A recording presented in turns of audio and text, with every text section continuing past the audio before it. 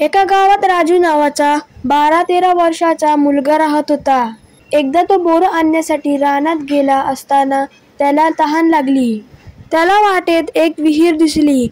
पाणी पिण्यासाठी तो विहिरीजवळ गेला आणि त्यात डोकावून पाहू लागला. तेवढ्यात त्याला एक थिप्पाड असा दिसणारा माणूस इकडे तिकडे बघत त्याच्या दिशेने येताना दिसला. त्याच्या पाठीवर एक गाठोडे होते. राजू थोडा घाबरला. गावात फिरणाऱ्या चोराबद्दल त्याने ऐकले होते. त्याच्या मनात विचार आला, जर हा चोर असला आणि त्याने आपल्याला मारले किंवा पळवून नेऊन चोऱ्या करायला लावले तर आपण त्याचा प्रतिकार सुद्धा करू शकत नाही. राजूने एक युक्ती केली.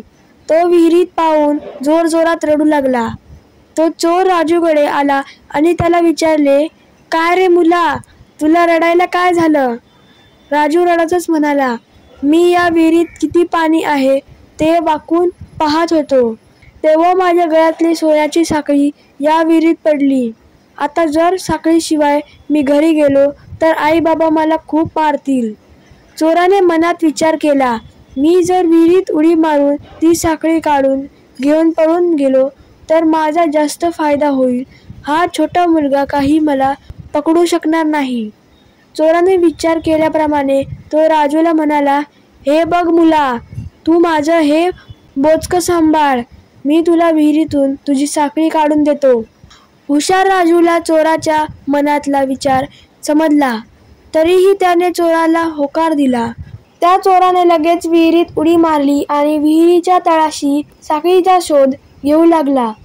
हीच संधी साधून राजू चोराचं बोचकं घेऊन तिथून पसार झाला.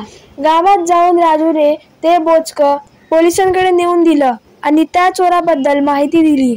पोलिसांनी लगेच जाऊन चोराला पकडले. राजूच्या प्रामाणिकपणा आणि चातुर्याचे सर्वांनी कौतुक केले आणि त्याला बक्षीस दिले. तर फ्रेंड्स, तुम्हाला व्हिडिओ आवडला असेल तर या व्हिडिओला लाईक करा, शेअर करा आणि चॅनलला सबस्क्राईब करायला विसरू नका. Thank you friends and bye bye.